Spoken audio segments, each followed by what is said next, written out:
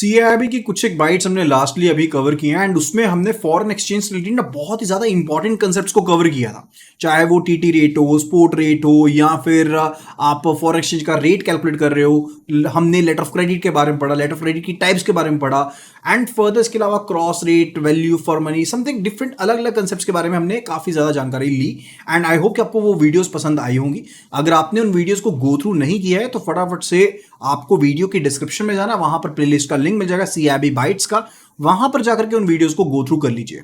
And आज के इस वीडियो में हम जिस टॉपिक के बारे में बात करने वाले हैं that's again related to foreign exchange, लेकिन एक नए तरीके के साथ, क्योंकि आज की वीडियो में हम बात करने वाले हैं कि फॉरेन एक्सचेंज के केस में कौन कौन से रिस्क आपके पास शामिल रहने वाले हैं, राइट। तो उन सभी चीजों के बारे में इन डिटेल बात करने वाले हैं, तो फटाफट से वीडियो को लाइक कर दीजिए, शेयर कर दीजिए एंड साथ के साथ अगर आपने अभी तक हमारे चैनल को सब्सक्राइब नहीं किया है फटाफट से चैनल को सब्सक्राइब कर लीजिए and press the bell notification icon so that you get updated whenever we upload the new video. So let's start the session over here and it's related to the foreign exchange and CIB BFM bytes over there, right? तो CIB के case में हमने foreign exchange के बारे में पढ़ा। तो forex के केस में जब भी हम बात करते हैं तो सबसे पहला क्वेश्चन आता है कि फॉरेक्स में हम ट्रांजैक्शंस तो करते हैं, लेकिन फॉरेक्स के केस में एक चीज जो हमेशा रहेगी that is actually related to risk over there. तो रिस्क यहां पर शामिल होगा ही होगा। अब ये रिस्क जो होता है वो अलग अलग टाइप्स का हमारे पास हो सकता है। पहली टाइप का जो रिस्क हम यहां पर डिस्कस करने वाले हैं that's the exchange risk over there. Exchange risk का मतलब है अब हमने एक करेंसी के बदले में दूसरी करेंसी लेनी है तो डेफिनेटली करेंसी के जो रेट्स हैं वो ऊपर नीचे हो सकते हैं। मैंने आपको बताया कि डीरेगुलेशन हो चुकी है, ग्लोबलाइजेशन हो चुकी है। अब उसकी वजह से क्या हुआ कि करेंसीज जो है वो फ्रीली यहां पर आप एक्सेप्ट कर सकते हैं, दे सकते हैं। तो कन्वर्टेबिलिटी जो है करेंसी की वो काफी ज्यादा आसान है। तो डिमांड एंड सप्लाई चेंज होती रहती है, उसकी वजह से आपके जो एक्सचेंज रेट की मूवमेंट्स है वो भी यहां पर आपको मिलती रहती है, जो कि काफी ज्यादा ऑब्वियस रिस्क एक बन जाता है। आज की डेट में आपके पास INR to USD to INR का रेट लेट से 84 रुपीज है, कल को हो सकता है 100 रुपीज के पार चला जाए। तो आपको अपनी पोजीशंस को, यानी कि अगर आप एक ट्रेडर हैं, लेट से आप एक ट्रेडर हैं या पर्टिकुलरली आप एक डीलर हैं जो कि फॉरेन एक्सचेंज में डील कर रहे हैं, तो आपको अपनी पोजीशन को साथ के साथ क्लोज करना पड़ेगा, साथ के साथ उसको स्क्वेयर ऑफ करना पड़ेगा, तभी आप अपने आप को रिस्क से बचा सकते हो। अब पोजीशन क्लोज करने से मतलब क्या रहता है, लेट्स सी द केस कि अगर मैंने फॉरेन एक्सचेंज यहां पर बाय किए या सेल किए तो उसके केस में मेरी कुछ ना कुछ पोजीशन यहां पर रही होगी। अगर मैंने बाय किए 10,000 USD एंड लेट्स से मैंने सेल कर दिए 8,000 USD, तो मेरी पोजीशन जो यहां पर है that's the long position over here. Long position कहा जाएगा, क्यों कहा जाएगा? क्योंकि मैं ओवरबॉट कंडीशन में हूं, ठीक है। यानी कि अगर बाइंग जो है that's greater than the selling over there, तो उसके केस में मेरे पास नेट जो है वो बाइंग है, यानी कि मैं लॉन्ग पोजीशन पर हूं, ठीक है। तो मुझे यहां पर अपनी पोजीशन को क्लोज करना है ताकि ऐसा ना हो कि रेट यहां पर चेंज हो, उसकी वजह से मुझे लॉस हो जाए। सेम मैनर में दूसरा क्राइटेरिया हो सकता है कि आपने बाय जो किए वो यहां पर 8,000 किए, लेकिन आपने सेलिंग जो है वो यहां पर ज्यादा कर दी है, यानी कि 10,000 की सेलिंग कर दी है। अब इस सिनेरियो में देखिएगा आपने सेलिंग ज्यादा की है बाइंग से, तो यहां पर भी आपको लॉस हो सकता है क्योंकि आपकी पोजीशन यहां पर स्क्वेयर्ड ऑफ नहीं है। तो आप यहां पर कौन सी पोजीशन में? You are at the short position over here, यानी कि अगर तो ओवरबॉट कंडीशन है तो लॉन्ग पोजीशन है, अगर ओवर सोल्ड कंडीशन है तो शॉर्ट पोजीशन है। एंड मुझे अपनी पोजीशंस को यहां पर संभाल के रखना पड़ेगा ताकि मुझे कोई भी लॉस यहां पर ना हो, मुझे अपनी पोजीशंस को यहां पर क्लोज करना पड़ेगा। तो हमने किन के बारे में पढ़ा? We talked about the positions over there. तो वी टॉक्ड अबाउट कि यहां पर आप लॉन्ग पोजीशन पर हो सकते हैं या फिर आप शॉर्ट पोजीशन पर हो सकते हैं। लॉन्ग पोजीशन का मतलब होता है कि you are having the overbought situation, जबकि शॉर्ट का मतलब होता है आप ओवर सोल्ड सिचुएशन में यहां पर फंसे हुए हैं, ठीक है। एंड यहां पर ये आपकी ओवरबॉट सिचुएशन या ओवर सोल्ड सिचुएशन, इन दोनों को मिला करके जो सिचुएशन हमारे पास बनती है that is said to be the open position. उसको हम क्या कहते हैं, we say it to be open position, यानी कि हम किसी ना किसी तरीके से तो खतरे में यहां पर हो सकते हैं, तो उसको हम ओपन पोजीशन के नाम से यहां पर जानते हैं। तो मेन किसी डीलर का फंडा रहता है कि उसने अपनी पोजीशन को कवर करना है ताकि वो इस रिस्क को कवर कर पाए। अब इसके लिए अलग अलग यहां पर लिमिट्स बनाई गई हैं जिनका पालन करते हुए आप अपने रिस्क को लिमिट कर सकते हैं। कौन सी लिमिट्स है? जैसे कि हमारे पास डे लाइट लिमिट है, यानी कि दिन के दौरान आपके पास मैक्सिमम ओपन पोजीशन कितनी चाहिए। ओवरनाइट लिमिट हो सकती है, यानी कि जब आप डे एंड कर चुके हैं उसके बाद आपका मैक्सिमम एक्सपोजर कितना होना चाहिए नेक्स्ट डे ओपन से पहले पहले, ये भी कंडीशन हो सकती है। या फिर आपके पास सिंगल डील लिमिट कंडीशन हो सकती है। सिंगल डील लिमिट यानी कि एक पर्टिकुलर डील में आप कितना एक्सपोजर मैक्सिमम लगा सकते हैं, वो भी लिमिट हो सकती है। आपकी ट्रेडिंग पोजीशन लिमिट हो सकती है, यानी कि अगर आप ट्रेडिंग कर रहे हैं, बाइंग सेलिंग नहीं कर रहे, ट्रेडिंग कर रहे हैं, तो उस केस में आपकी मैक्सिमम कितनी पोजीशन आप अटेन कर सकते हैं, उसके बारे में हो सकता है। काउंटर पार्टी लिमिट हो सकती है, ओवरनाइट ओपन पोजीशन लिमिट हो सकती है, गैप पोजीशन लिमिट हो सकती है, फॉरवर्ड मिसमैच लिमिट हो सकती है। यानी कि ढेर सारे यहां पर ये पॉइंट्स हो सकते हैं जिनके थ्रू हम अपने रिस्क को मैनेज कर सकते हैं। अब यहां पर ध्यान से समझिएगा कि जो आरबीआई है, यहां पर रिजर्व बैंक ऑफ इंडिया है, करता धरता है जो बैंक्स का, उन्होंने यहां पर बैंक्स को कहा है, क्या कहा है बैंक्स को?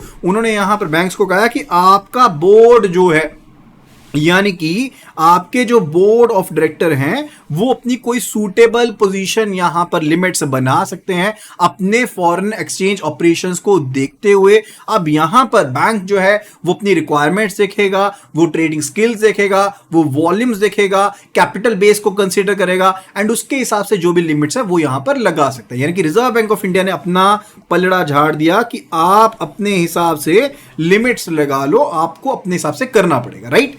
अब इसके बाद यहां पर अगर हम फॉरेन एक्सचेंज एक्सपोजर की बात करते हैं, what we talking about, we are talking about the foreign exchange operations, foreign exchange operations के बारे में हम बात कर रहे हैं। So when we are talking about the foreign exchange operations, तो हमारे पास तीन तरह के फॉरेन एक्सचेंज ऑपरेशंस होते हैं। पहला जो हमारा एक्सपोजर का टाइप है, that is a transaction exposure, that is a transaction exposure over here. अब ट्रांजैक्शन एक्सपोजर क्या होता है? What is the transaction exposure over here? अब जैसे मान लीजिए कि नॉर्मल बिजनेस ट्रांजैक्शन चल रही है, यानी कि कोई पर्सन आया आपके पास, वो कहता है कि मुझे इतने यूएसडीज परचेज करने हैं, तो जो नॉर्मल आपका बिजनेस ऑपरेशन चल रहा है उसकी वजह से जो एक्सपोजर क्रिएट होता है, that is a transaction exposure over there, ठीक है, उसी को ट्रांजैक्शन एक्सपोजर कहते हैं।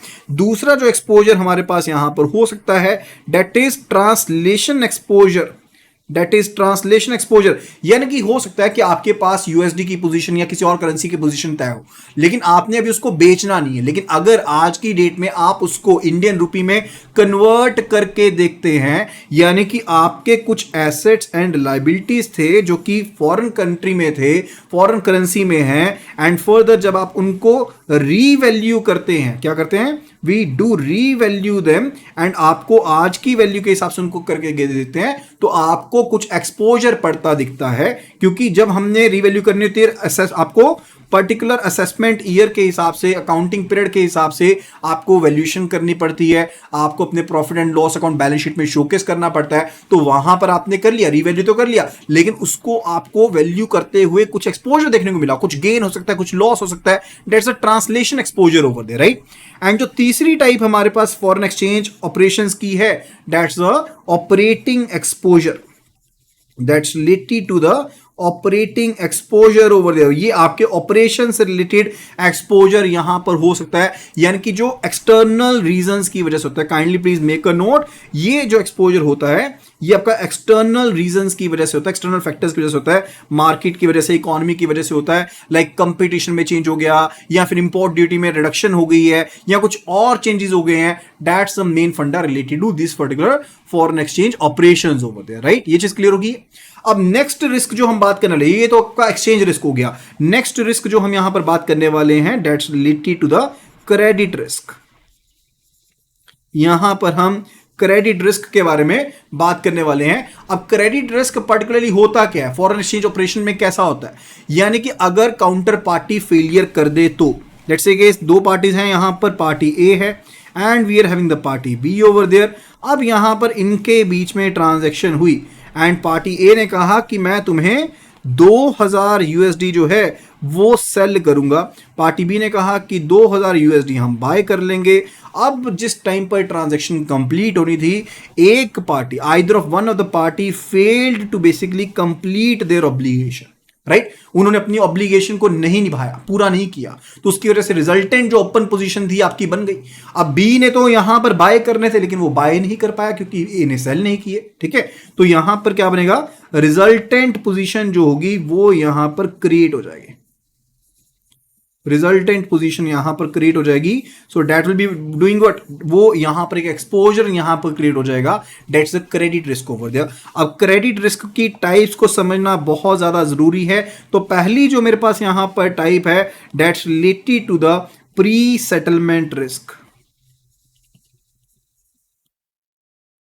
ये बनता है टाइप हमारे पास प्री सेटलमेंट रिस्क को लेकर के, यानी कि अभी ट्रांजैक्शन की सेटलमेंट डेट नहीं आई थी, उसी से पहले किसी पार्टी ने यहां पर अपनी ऑब्लिगेशन को तोड़ दिया, तो वो प्री सेटलमेंट रिस्क शामिल होगा। वो क्या होगा, प्री सेटलमेंट रिस्क होगा। अब इसके केस में लॉस क्या होगा, इसके केस में लॉस होगा जो मार्केट डिफरेंस होगा, यानी कि आप हो सकता है पहले जो कॉन्ट्रैक्ट बुक हुआ हो दोनों के बीच में वो 76.10 पर बुक हुआ हो, एंड जब इसने किसी पार्टी ने कैंसिल किया उस टाइम पर यूएसडी का प्राइस चेंज हो गया 76.70 हो गया, तो सिर्फ और सिर्फ डिफरेंस, जो अमाउंट का डिफरेंस है उतना ही लॉस यहां पर देखने को मिलेगा, that is a pre settlement risk. दूसरा जो यहां पर रिस्क का टाइप यहां पर हो सकता है that's a settlement risk over there. वो कौन सा है, दैट्स अ सेटलमेंट रिस्क।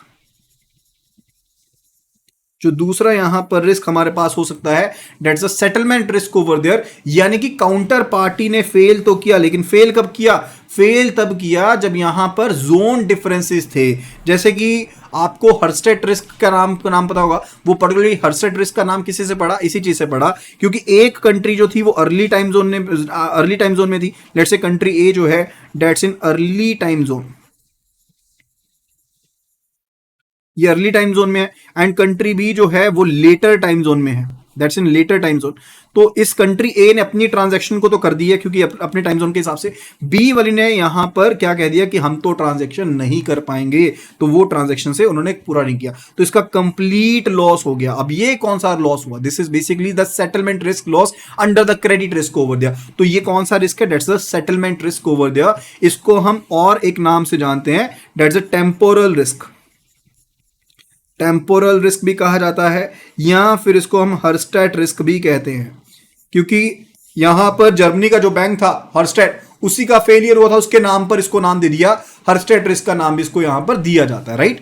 तो ये हमारे पास यहां पर टाइप्स बन जाती है, किसकी, सेटलमेंट रिस्क की टाइप बन जाती है, या फिर पर्टिकुलरली आपके पास क्रेडिट रिस्क की टाइप है जो particularly pre settlement risk and settlement risk, वो टाइप आपके पास बन जाती है।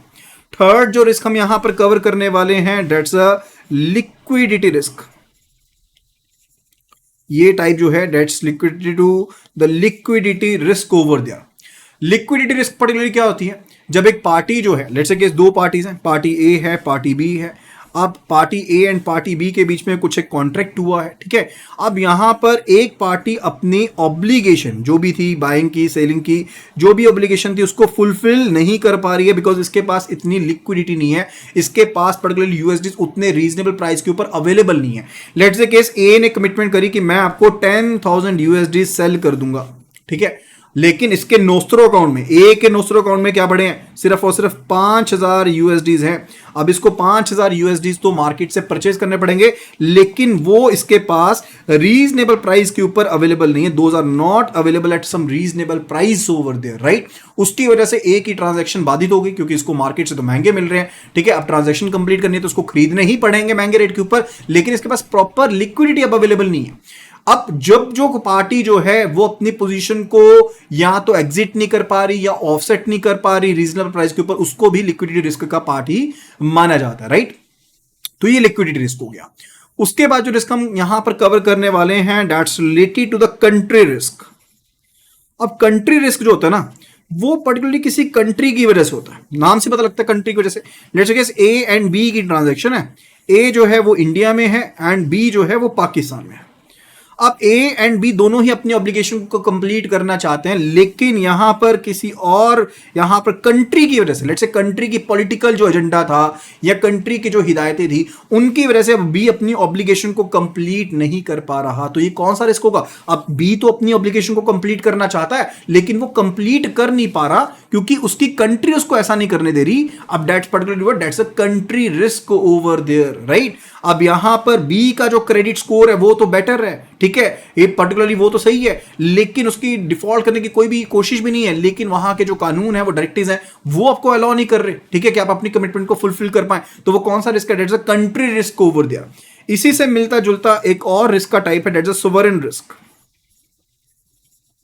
That's a sovereign risk over there. अब सोवरेन रिस्क जो होता है ये पर्टिकुलरली क्या है कि लेट्स से केस ए जो है वो डील कर रहा है बी के साथ, एंड बी जो है वो गवर्नमेंट है किसी कंट्री की। अब उसके सिनेरियो में आप गवर्नमेंट का क्या बिगाड़ लोगे? गवर्नमेंट का क्या बिगाड़ सकते हो? लेट्स से केस कि अब तो जैसे इंडिया की बात करें, ठीक है, तो इंडिया के केस में क्या हुआ, अब जैसे यूएस जो ऑफिशियल्स उन्होंने अरविंद केजरीवाल के बारे में कुछ कहा तो उन्होंने उन्हीं को बुला लिया कि आप आओ, आप कुछ बोल नहीं सकते हो, ठीक है। तो सेम वे में आप गवर्नमेंट का क्या कर लोगे? गवर्नमेंट का तो कुछ नहीं कर सकते ना। सोवरेन रिस्क का जो क्वांटम है that's actually greater than the country risk. इसका जो क्वांटम है वो कंट्री रिस्क से ज्यादा होता है। कंट्री रिस्क को तो आप फिर भी मैनेज कर सकते हो, किसी थर्ड पार्टी के थ्रू डील करते हुए आप मैनेज कर सकते हो, लेकिन लेट्स से जब आप किसी गवर्नमेंट के साथ ही डील कर रहे हो तो उसको मैनेज करना काफी ज्यादा डिफिकल्ट हो जाता है, ठीक है। आप इसको कंप्लीटली अवॉइड नहीं कर सकते। जब हम किसी पर्टिकुलर अदर कंट्री में भी डील करते हैं तो हम उसको रिड्यूस कर सकते हैं लेकिन अवॉइड नहीं कर सकते। एक डिस्क्लेमर यहां पर इंसर्ट किया जा सकता है इस पर्टिकुलर रिगार्ड में। Disclaimer related to word, disclaimer इस पर्टिकुलर रिगार्ड में रहेगा कि हम जो भी डील करेंगे वो यहां पर किसी और कंट्री की ज्यूरिसडिक्शन के थ्रू करेंगे, हम आपकी ज्यूरिसडिक्शन के थ्रू डील नहीं करेंगे। लेट्स से कंट्री के साथ डील करना, मैं सेम कंट्री में डील नहीं कर रहा, मैं किसी और पर्टिकुलर थर्ड कंट्री के थ्रू यहां पर उनके साथ डील कर रहा हूं। That's the particular thing that can be done over there, okay. अच्छा जी, चलिए अभी नेक्स्ट रिस्क की टाइप के बारे में समझते हैं। That's actually related to the interest rate risk. Interest rate risk, अब मार्केट में उतार चढ़ाव तो होता ही रहता है, मार्केट में उतार चढ़ाव तो होता ही रहेगा। अब वो उतार चढ़ाव में इंटरेस्ट रेट भी ऊपर नीचे जा सकते हैं।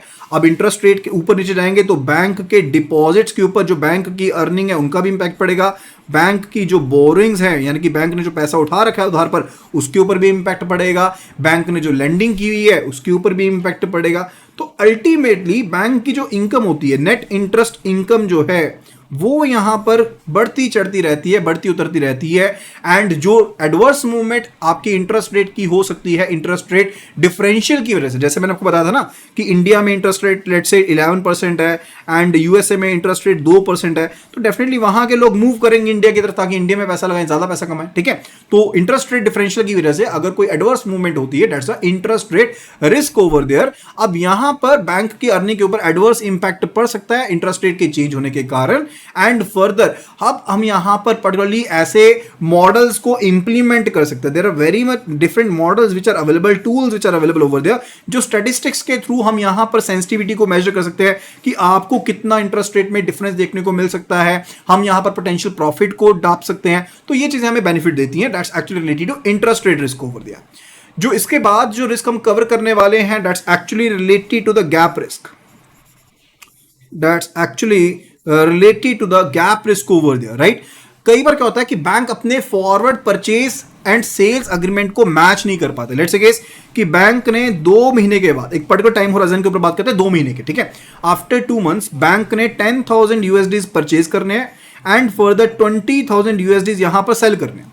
अब इन दोनों के बीच में क्या आ जाएगा? गैप आ जाएगा। आइडियल सिचुएशन ये होनी चाहिए कि buying contract should be equal to selling contract, लेकिन डेफिनेटली ऐसा करना तो पॉसिबल नहीं है ना, ठीक है। तो यहां पर कुछ एक गैप रह गया, यानी कि यहां तो बाइंग कॉन्ट्रैक्ट ज्यादा थे या कम थे लेकिन इक्वल नहीं थे, ठीक है। तो वो पर्टिकुलर क्या रहेगा? That will be the gap over there. तो ये गैप हमारे पास पॉजिटिव भी हो सकता है, नेगेटिव भी हो सकता है। पॉजिटिव गैप तब होगा जब आपकी बाइंग कॉन्ट्रैक्ट ज्यादा, नेगेटिव गैप तब होगा जब आपकी सेलिंग कॉन्ट्रैक्ट ज्यादा है, ठीक है। तो वो पर्टिकुलर एक मिसमैच आपका क्रिएट हो जाएगा। What will be there? There will be a mismatch related to the buying and selling over there, and that's particularly forming what? That's basically giving you a gap risk over there, and particularly आपको different यहाँ पर forward differentials को पे करते हुए, क्योंकि जैसे हमने forward आपके कॉन्ट्रैक्ट में पढ़ा था आपको differential पे करना पड़ता था, ठीक है। तो forward differentials को पे करते हुए आपको particularly क्या करना पड़ेगा? You need to basically fix these particular gaps over there, and this are actually related to differentials are the functions of what these जो differentials हैं ये interest rate का ही आपका function होते हैं, right? That's actually related to it. Okay. Further, इसके बाद जो एक रिस्क की टाइप है that's actually related to the operational risk. That's related to the operational risk over दिया. अब ऑपरेशनल रिस्क में क्या है, जैसे सर्वर काम नहीं कर रहा, आपका सिस्टम काम नहीं कर रहा, या फिर आपके मैन पावर की दिक्कतें हो सकती हैं, टेलीफोन लाइन काम नहीं कर रही, इंटरनेट काम नहीं कर रहा, ठीक है, यानी कि कोई भी एरर इन फॉल्ट हो गया है, तो वो पर्टिकुलरली क्या है, वो that is actually your operational risk. किस तरह से मैनेज करेंगे, स्टेट ऑफ आर्ट सॉल्यूशंस को लगा करके आपके पास डिजास्टर कंट्रोल गाइडलाइंस होनी चाहिए, प्रोसीजर्स होने चाहिए, बीसीपीज होने चाहिए, you must be having some backups with you. तो इस तरह के चीजों को शामिल करते हुए ऑपरेशनल रिस्क को खत्म कर सकते हैं, राइट. फिर जो हमारे पास रिस्क है, लास्ट रिस्क जो हम इस वीडियो में कवर करने वाले हैं, एंड पर्टिकुलरली फॉरेन एक्सचेंज के सभी रिस्क कवर होते हैं, that's a legal and the documentation risk. क्योंकि आप डील कर रहे हैं over the different territories over there, तो आपके पास ये लीगल रिस्क शामिल हो सकता है. जो पर्टिकुलर लेट से कोई पार्टी के साथ आपने कॉन्ट्रैक्ट कर लिया, वो पार्टी कॉन्ट्रैक्ट करने के लायक नहीं थी, उसकी कैपेसिटी नहीं थी, तो वो आपका लीगल रिस्क बन जाता है. एंड इसी तरह से अगर आपने डॉक्यूमेंटेशन में कोई कम चीजें ले ली, वो पर्टिकुलर आपका डॉक्यूमेंटेशन रिस्क बन जाएगा, कंप्लायंस रिस्क बन जाएगा. अल्टीमेटली ये जो रिस्क है ये आपकी रेपुटेशन को डाउन कर सकते हैं, आपको मॉनेटरी लॉस भी हो सकता है, आपके ऊपर पेनल्टीज भी लग सकती हैं, हो सकता है आपने गवर्नमेंट के रूल्स गाइडलाइंस को फॉलो ना किया हो, तो ultimately this can be done. Okay, तो ये चीजें हो सकती हैं. तो डिफरेंट टाइप ऑफ रिस्क के बारे में हमने पढ़ा, कौन कौन से रिस्क कवर किए, फटाफट से यहां पर एक ओवरव्यू ले लेते हैं. We basically learn about the exchange risk, we learn about the credit risk, liquidity risk, and further after that we learn about the country risk, sovereign risk, interest rate risk, gap risk, operational risk, and legal and documentation risk over there. तो I hope कि आपको यहां पर ये video पसंद आई होगी. अगर आपको ये वीडियो पसंद है तो फटाफट से वीडियो को लाइक कर दीजिए एंड शेयर कर दीजिए अपने फ्रेंड्स के साथ, कलीग्स के साथ, जो भी यहां पर सीआईबी की प्रिपरेशन कर रहे हैं. एंड फर्दर मैं डेली बेसिस पर आपके लिए ऐसी ही वीडियोस लेकर के आता रहता हूं, तो फटाफट से चैनल को सब्सक्राइब कर लीजिए and press the bell notification icon so that you get updated when we upload the new video. So that will be all. Thank you so much and see you again in the next video.